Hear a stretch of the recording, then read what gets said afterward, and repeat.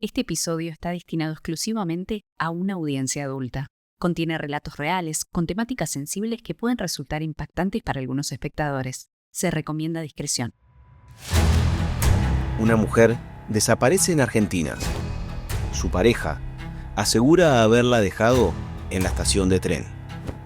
Pero hay algo que no encaja. Fiscalía le pide ayuda a Marcelo. Le mandan una prenda de la víctima y al tocarla, una extraña imagen se apodera de su mente. La verdad esperaba ser encontrada y no estaba sola. Episodio 6. El ángel en el espejo.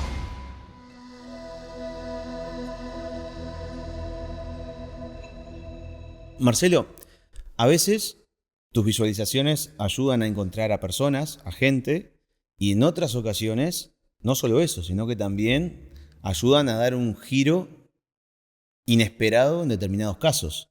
Creo que este es uno de esos casos, el que vamos a hablar hoy. Contame, ¿cómo es que llegás a trabajar con la Fiscalía Argentina sobre un caso de una desaparición en Argentina? En realidad con Fiscalía de Argentina he trabajado con varios fiscales porque empecé a trabajar con uno que me pidió colaboración para un joven que había desaparecido.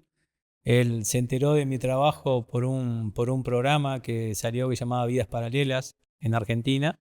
Y ahí vio el programa, le pareció interesante y justo tenía un joven que había desaparecido y que no podía andar con él. Y bueno, se puso en contacto conmigo y a partir de ahí empezó una comunicación, incluso surgió una amistad, digamos, de respeto. Y bueno, y con él colaboré en varios casos y después él le pasó a un colega que justamente era un caso muy complejo, había mucho hermetismo, había también de alguna manera muchos intereses o la persona que estaba siendo sospechada tenía mucha fuerza en el lugar donde él vivía. Era un peso pesado. Era un peso pesado y de alguna manera, bueno, no había avances en la investigación y me pidieron colaboración. Te pidieron colaboración desde Argentina y eso hizo que fueras a Argentina o trabajaste desde acá. No, trabajé desde acá. El fiscal me mandó sí, una descripción de lo que ocurrió, de lo que se sabía. Yo recibí el caso en noviembre del 2009 y la desaparición fue el 15 de septiembre del 2009. Mirá. Ellos habían tratado infructuosamente desde el punto de vista científico y estaba como muy cerrado para lograr obtener información. Claro. En realidad fue una mujer de 46 años que desapareció en la zona de Morón. Ella se iba a tomar un tren hasta Buenos Aires y de ahí un ómnibus a Chubut porque su madre estaba enferma y bueno, ella iba a cuidarla. La última vez que se supo que de ella fue, según el relato de su pareja, que la había dejado en la terminal del tren de Morón y fue el último lugar donde se vio. Te llamaron, te pasan toda esta data. Me llama, en ese momento nos conectábamos mucho por mail, nos enviamos información por mail. 2009, perdóname, Sí. no, voy a un poco Sí. delatarme de mi edad. WhatsApp 2009, no, negativo. No sé, no había WhatsApp, negativo, no había WhatsApp en si el había, 2009. no había llegado a esta latitud. No. Acá todos hacen así como No, son todos guachitos. 2009 yo tenía 3 años. Claro. Bueno, sí, pasan los años, ¿no? Pero bueno. Que, bueno, yo creo que no había, que no estábamos. Nos enviamos por mail. Por mail. Nos mandamos por mail. Y básicamente, bueno, primero entramos en contacto, nos llamamos incluso alguna vez y me enviaron con un argentino que venía, un diplomático que venía acá. ¿Ah? Me mandó me mandó el paquete con una blusa, el nombre, fecha de nacimiento, una fotografía. O sea que aprovechó el viaje del diplomático para mandártela. Y me la mandó porque uno de los temas que a veces ocurre, que está bueno también aclararlo, Sí. es que mucha paquetería que me envían del exterior a veces queda retenida en aduana. Apa, ¿por Sí. qué?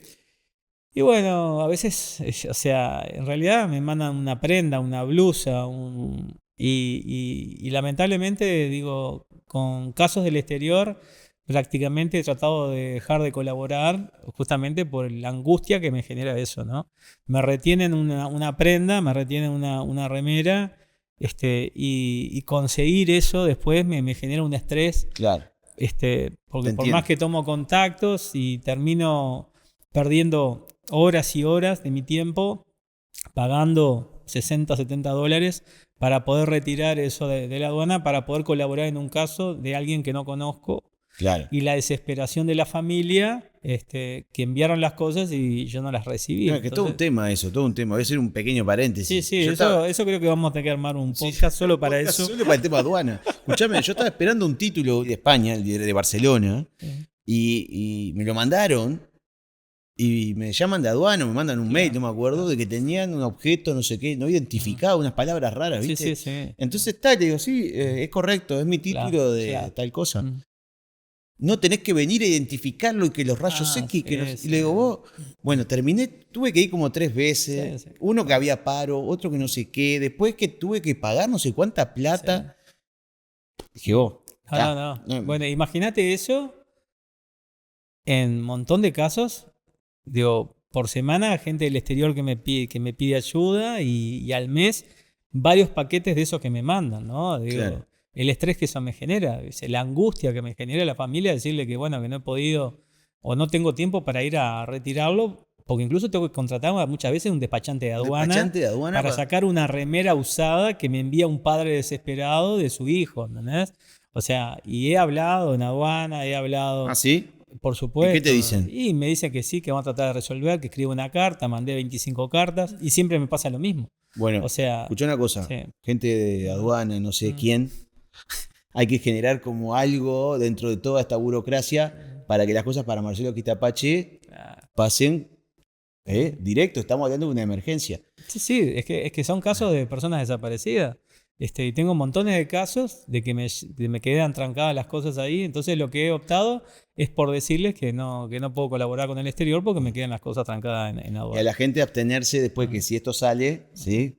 Marcelo, te mando una remera de Estados Unidos, me manda mi tía, hacela pasar. Porque viste que nosotros pensamos así. Sí, tenés razón. No, empiezan a llegar los... No, pero además, digo, seguro que te la dejan en aduana retenida, ¿no?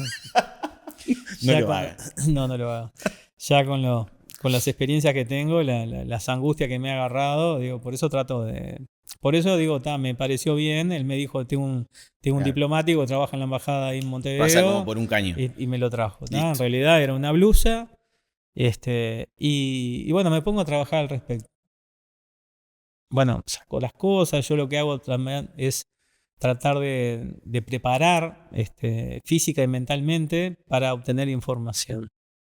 En este caso me lo traían en una caja, venía una blusa que era como un viso, como una ropa interior, pero como una especie de pijama, era como de seda y estaba dentro de una bolsa. Después la foto de la mujer. Cuando toco la prenda me genera un desprendimiento muy intenso. Una sensación de violencia, lo que podía ser una muerte por violencia. Siento un golpe en la cara y una sofocación, como que me hubieran estrangulado. Siento las manos fuertes, como que fuera un hombre, y noto la diferencia de fuerza de lo que ella podía ejercer y la fuerza que ejercía el hombre. Siento como un olor, también como que estuviera alcoholizado esa persona, ¿no? Y la violencia en que gritaba. Y el dolor que sentía y la presión que sentía.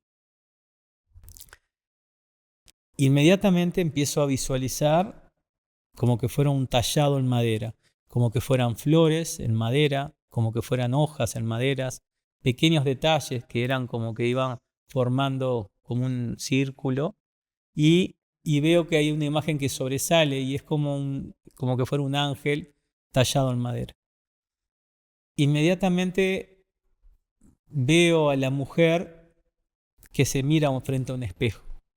Era como que ella se pintaba frente a un espejo y que fuera un espejo como que tuviera una talla de un ángel con esas flores. es como que ella se miraba y ella se pintaba y se arreglaba frente a ese espejo. Inmediatamente era como que me hubiera posicionado detrás del espejo y veía un hombre.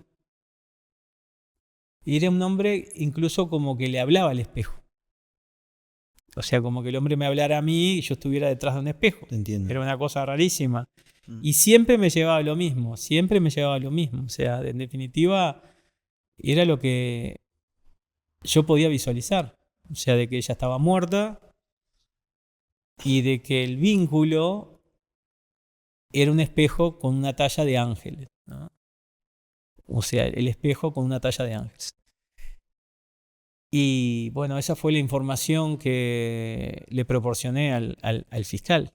¿Lo llamaste y le dijiste? Lo llamé, esto es lo que estoy le viendo. mandé por mail, le mandé el dibujo del dibujo que hice, las características, le dije que para mí estaba muerta por el desprendimiento que me generaba, que había sido estrangulada, primero golpeada, después estrangulada, sofocada. Y le comenté que había, a mi criterio, un vínculo con un espejo. No sabía la razón, pero me llamó poderosamente la atención, era que yo veía ese espejo desde adentro, ¿no? Como que estuviera detrás del espejo. Y bueno, eso fue lo que la información que pasé. Traté de explicarle a él y me dice, bueno, pero ¿cómo lo vinculo esto? ¿Qué tiene que ver? Claro. Que bueno, Yo estaba pensando eso. El tema es tratar de ver si en el lugar donde ella vivía puede haber alguna referencia de un espejo con esas características. Claro, o algún lugar que ellos ya tuviesen en vista o que ya conociesen del caso, sí, te podía como confirmar que ahí sucedió algo. Sin ¿no? duda, sin duda. El tema concreto es así.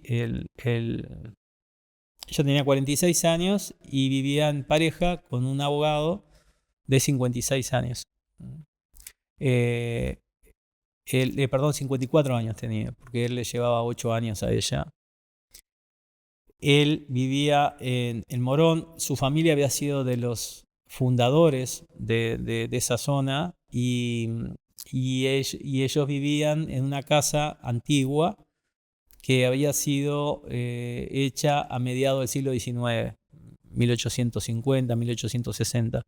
Era una estructura en piedra con profundidad y en los años 20 habían hecho una casa arriba de esa estructura. Uh-huh.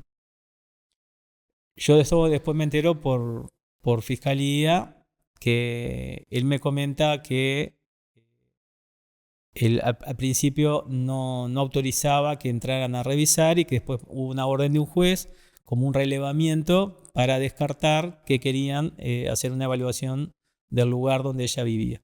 Este abogado autorizó. Él tenía un cargo político también en ese momento, importante en ese lugar, sí. Fundador, de la familia fundadora, sí, abogado político. Y político, ¿no? Precioso. Precioso. Hicieron... Fue policía técnica, fueron con perros. Era una casa muy grande. Revisaron todo el fondo, que tenía un fondo muy grande. Fueron con perros justamente para ver si podían detectar algo. Claro, estaba enterrado. No se detectó nada. Había una parte que incluso había como una especie de quinta en el fondo, un galpón, un terreno muy amplio. Y hicieron un relevamiento fotográfico de la casa. Sacaron fotografías en la casa principal y en una parte ven que hay una escalera que baja y preguntan qué hay y él le dice que ahí abajo es el viejo sótano de la casa, que era de piedra, que él lo restauró cuando vivía con sus hijos y que había hecho una sala de juegos, había hecho una bodega, que a él le gustaba tomar vinos y coleccionaba vinos y tenía una oficina allí, ¿no? Empiezan a bajar al lugar y eran paredes de piedras.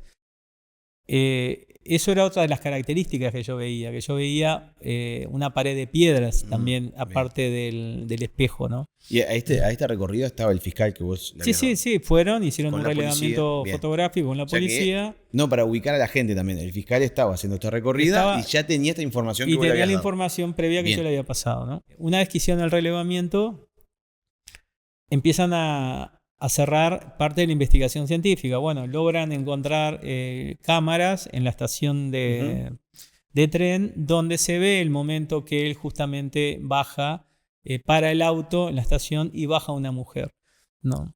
Lo que ocurre es que cuando empiezan a encontrar otra cámara que mostraba, se dan cuenta que la mujer que él baja no tiene mucho que ver con la mujer que estaban buscando por las características físicas. Y ahí de alguna manera ellos empiezan a sospechar, y empiezan a investigar un poco más. Y ahí sale un poco la historia. Él estuvo casado muchos años con una mujer, tenía 2 hijos y hubo denuncias de violencia familiar. O sea, violencia doméstica, perdón. Él se ve que tomaba alcohol, tenía problemas con el alcohol y se ponía violento. Y en esas situaciones fue que la mujer incluso llegó a hacer una denuncia, pero nunca llegó, digamos, a fiscalía. Quedó como trancado ahí. Estaba la denuncia policial, pero no lo habían elevado. Se ve que en algún momento quedó, o ella retiró la denuncia. No, bueno, estamos hablando en el interior, una persona con mucho peso político, abogado y todo. Sin duda, tenía mucho manejo Claro. de posibilidades de cambiar las cosas, ¿no? Ahora, otra de las características que investigando con vecinos y averiguando, lógicamente, por medida que iban pasando los meses y no se sabía nada, a Chubut ella nunca había llegado, a la estación de ómnibus tampoco había llegado, o sea que básicamente había desaparecido en el lugar donde vivía. Claro. Porque, digo, él insistía en que la mujer que le había llevado era ella, pero empezaban a dudar, las cámaras no mostraban mucho, pero las características no eran para nada parecidas. Entonces se empezó a sumar sospechas, ¿no? Otra de las características que ocurrió fue que ellos, a medida que iban investigando, fueron investigando con vecinos de la zona y surgió que esta mujer que había desaparecido de 46 años había venido de Chubut en el año 77 y había ido como empleada doméstica a la casa donde él vivía, ¿no? Él tenía en ese momento 22 años y ella 14 años. Recordemos que tanto en nuestro país, en Uruguay, como por supuesto en Argentina y en Brasil, ocurre en muchas casas de familia que llevan una jovencita de una casa humilde y la llevan, digamos, a criarla y a cambio, digamos, ella hace las tareas domésticas, ¿no? Sí, sí. Yo recuerdo muchas veces en Tacuarembó que iba a casa de algunos amigos que veía que venían jovencitas del interior de Tacuarembó, de la zona rural, a vivir, vivían ahí y a cambio de estudiarlas y eso, ellas hacían todo el trabajo. Y parece que fue el caso de esta joven cuando llegó. Las malas lenguas entre los vecinos y los comentarios hablaban de que algo pasó entre él y la joven. Aparentemente lo que podría haber sido un embarazo o un embarazo no deseado, ¿no? Cosa que tampoco sería extraño y ni sería el primero ni el último. Tampoco sería extraño, ¿no? O sea, todo eso llevó a darse cuenta de que esa empleada doméstica de 14 años era la misma mujer de 46 que una vez que él se separó de su mujer y sus hijos, de alguna manera se reencontraron. Bien. Y estaban viviendo en convivencia, ¿no? Ella, por supuesto, tenía otro trabajo, trabaja en una librería, pero él, bueno, se ve que había quedado algo ahí y en definitiva de la noche a la mañana ella desapareció. Pero todas esas historias entre los vecinos, las cámaras que no coincidían, llevaron a dudar más y a pensar de que él realmente podía haberle hecho algo, ¿no? Además, era un hábil declarante y nunca lograban, digamos, encontrarle la forma. Entonces consiguieron a otro juez de otra localidad, digamos, que autorizó una segunda investigación en el lugar. Fueron con más tiempo. Él no lo dejaron estar ahí, lo dejaron, digamos, retenido, y fue el fiscal. Cuando empieza a hacer el relevamiento fotográfico de lo que habían hecho en noviembre, él empieza a ver que en el sótano hay lo que parece ser un espejo y ve que hay una talla, no estaba clara la foto, pero ve que hay una talla lo que parece un personaje arriba, con una carita de nene medio regordete, y se acuerda de la información que yo le había pasado, ¿no?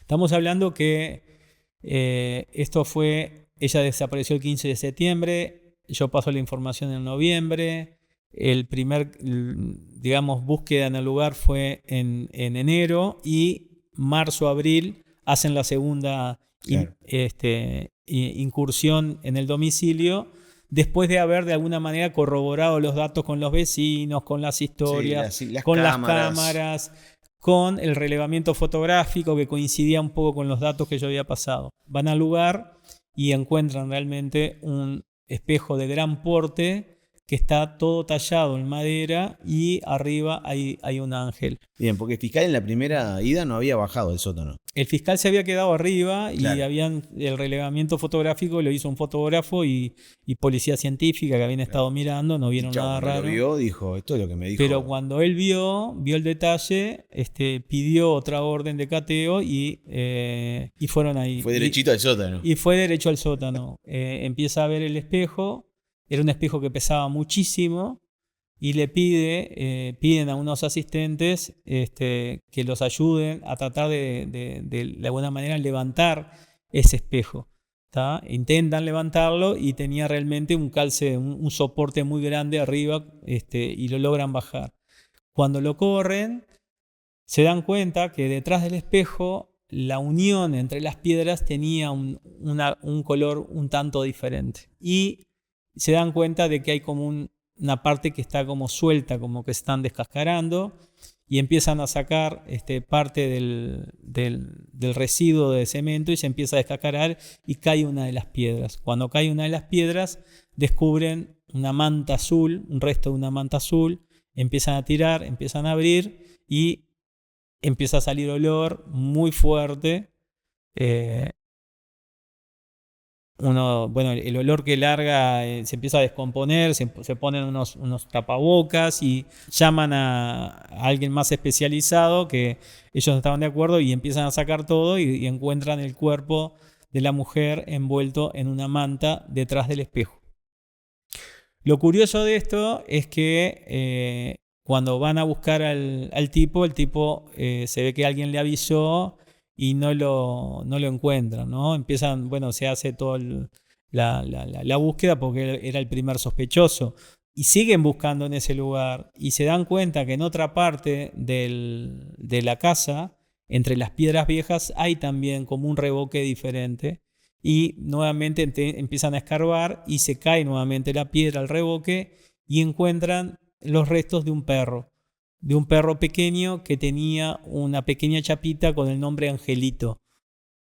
Cuando ven descartan que sean restos humanos, pero que ven que detrás de ese perro hay algo más envuelto en una manta blanca, y sacan, y son restos de un bebé, de un niño recién nacido que estaba detrás del perro, ¿no?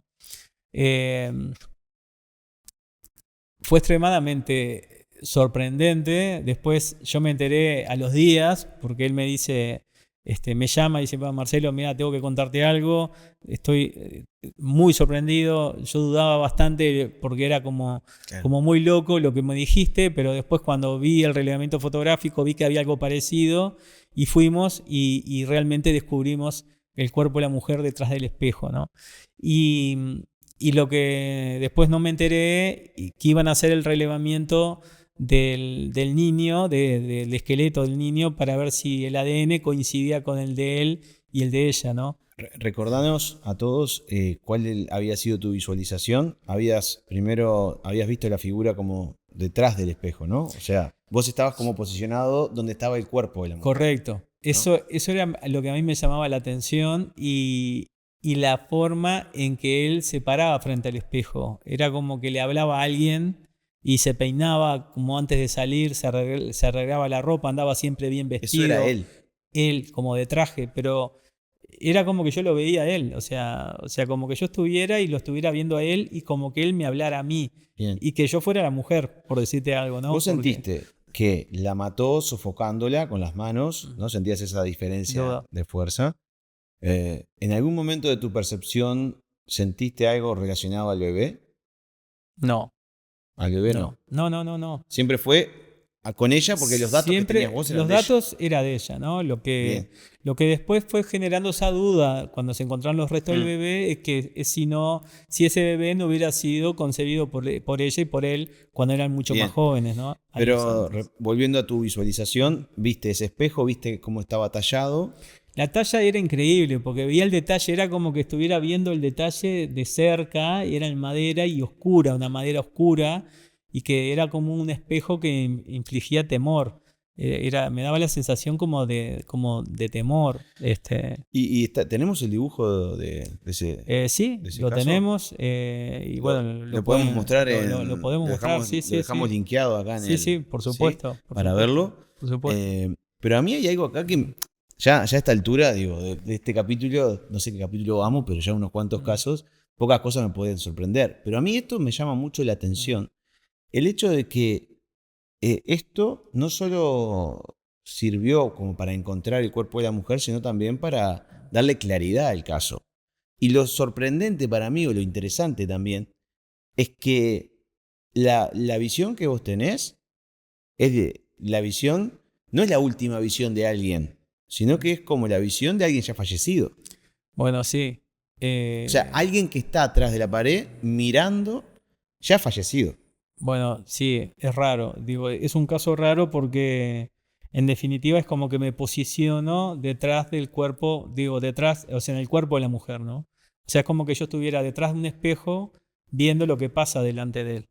O sea, ¿Vos tomás que eso fue como una referencia, así como te han marcado la longitud de una isla o tantos metros del Titanic? ¿Sentís que esto fue una referencia o que es algo más? no, yo lo que creo es una referencia, porque de alguna manera he aprendido a tenerle respeto a mi mente y a saber jugar con todo un artilugio que tu mente te muestra.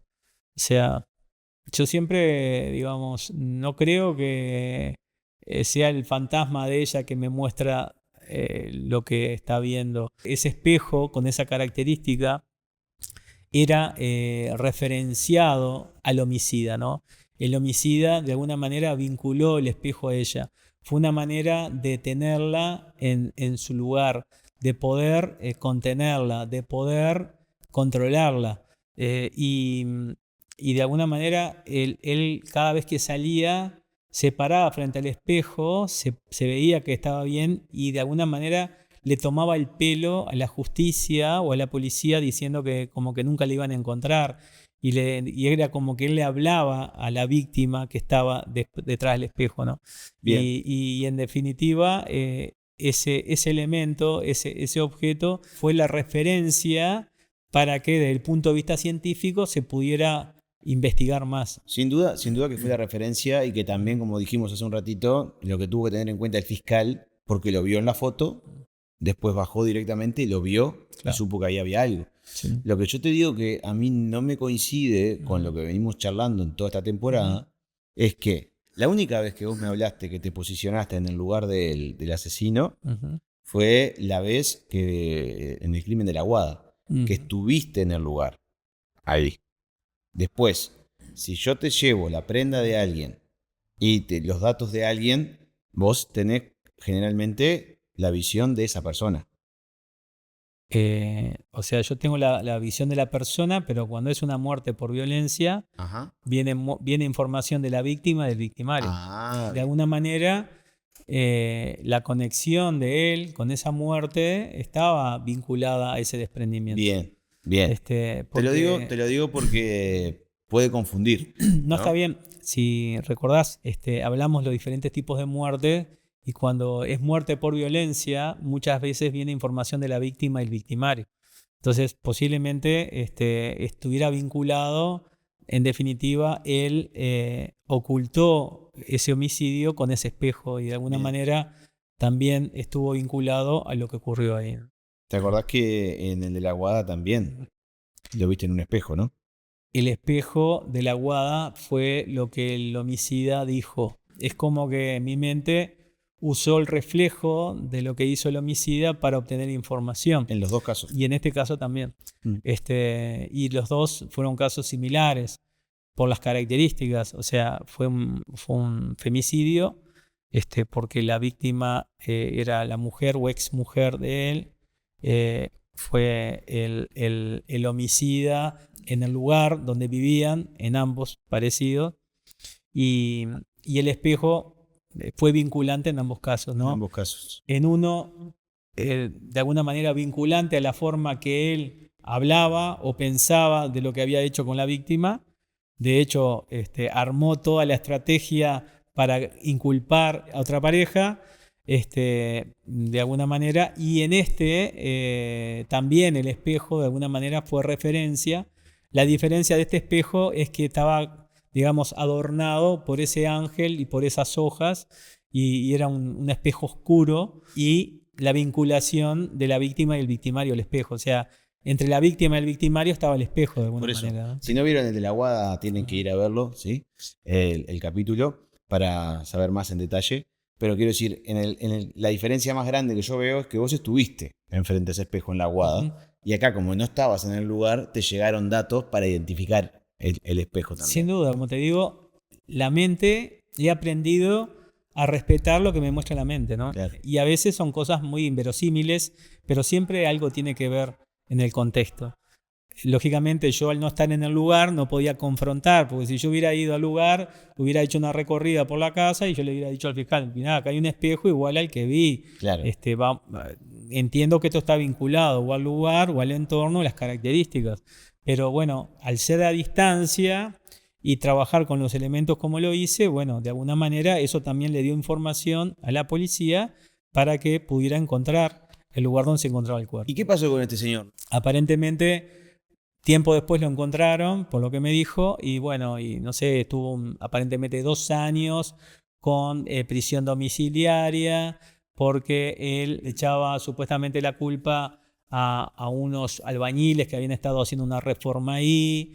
Estaba todo muy entreverado, era un hábil declarante. Tenía mucho sustento político, tenía mucho poder en ese lugar, claro. Y en definitiva, bueno, quedó como algo que cumplió una pena mínima, prácticamente no estuvo en la cárcel, y eso que había hecho una fuga, ¿no? Que lo encontraron tiempo después. Bueno, pero en cierto modo se hizo justicia, porque lo que nunca me enteré, sí, sin duda, lo que nunca me enteré fue al final si los restos de ese bebé coincidían con el ADN de la víctima y del victimario. Che, ¿y el fiscal qué onda? ¿Qué te dijo? No, el tipo quedó alucinando. Y sí. Lo pasa claro, imagínate. ¿No te llamó después? Sí, claro, estuvimos hablando. Te llamó para todos los casos. Hablando, pero digo, imagínate, también en Argentina debe ser como un fiscal de acá, o sea, no ha terminado un caso y ya tiene 60, ¿no? Entonces, a veces quizás no tuvo tiempo como para darse cuenta de la magnitud de la información quizás que pasé. Claro. Por supuesto me agradeció, por supuesto quedó muy sorprendido, pero lógicamente la participación de él y la información que pasé, de alguna manera pudimos trabajar en equipo para poder resolver un caso extremadamente complejo. Complejo, increíble, ¿eh? Sí, sin duda, ¿no? Y además muy paradigmático por todas las características y la buena coartada que él tenía, al menos en un principio, en relación a la desaparición de la mujer, porque era coherente con que su madre estaba enferma, de que ella había hablado las últimas cartas, y quizás él aprovechó esa situación, claro, de que ella se tenía que ir a Chubut para generar algo que necesitaba hacer. Después me enteré que esa mujer que él llevó era una secretaria que él tenía, que él le había pedido que fuera a hacer un trámite y llevar algo a Buenos Aires, sin que ella supiera aparentemente la razón. La fiscalía sospechaba de que él tenía una relación con esa joven, con esa mujer, y que la mujer lo descubrió, y bueno, y ahí fue que de alguna manera él decidió. Bien, todo premeditado, sin duda. Sí, o sea, parece como una película. Pero no. Y no, y siempre digo que si uno tuviera que armar un guión de todos los casos que me pasan, sería como imposible, porque son como macabros, y muchas veces siempre dejan ese tinte de la incógnita, de lo extraño, de lo maquiavélico que es el hombre, y a veces lo maquiavélico que es la imagen que uno obtiene, y que como esa imagen a veces que parece que no tiene relación con un caso, termina incidiendo de forma notable con lo que ocurrió, ¿no? Muchas gracias, Marcelo. Por favor. Accede a contenido exclusivo de este episodio en el Instagram @MarceloQuistapache.